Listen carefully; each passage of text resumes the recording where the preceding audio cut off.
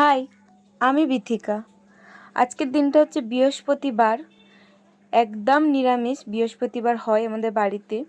তো সেই জন্য প্রথমে করেছিলাম একটু ভাত, আর তারপরে ভাজেছিলাম বেগুন। এই বেগুনটা দেখো কেমন ঘাটতেরা। আমাদের লাইফেও কিছু কিছু মানুষ থাকে এরকম ঘাটতেরা, আর এরকম প্রবলেম ক্রিয়েট করে আমাদের লাইফে। তখন কিছুই না, ধরে এরম বেগুনটা যেমন চেপে দিলাম, সেই মানুষটাকে ওরকম জীবন থেকে দূর করে দিতে হয়। যাই হোক, অনেক ফালতু বকলাম। এদিকে বেগুনগুলো ভেজে নিয়েছিলাম, আর করেছিলাম অল্প একটু ডাল। ওই ডালের মধ্যে শুকনো লঙ্কা, একটু জিরে, তেজপাতা, আর দিয়েছিলাম টমেটো।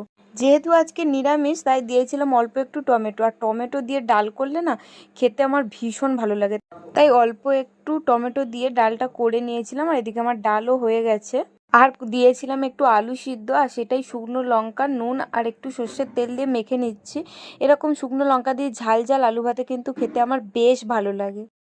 জানো, মাছ মাংস ডিমের থেকেও এরকম নর্মাল খাবার খেতে আমার একটু বেশিই ভালো লাগে। সাথে যদি থাকে আলু সিদ্ধ, একটু ঘি, আর এরকম টমেটোর ডাল, তাহলে তো কোনো কথাই হবে না। তোমরা কারা করে এরকম নর্মাল খাবার খেতে পছন্দ করো অবশ্যই কমেন্টে জানিও। টাটা।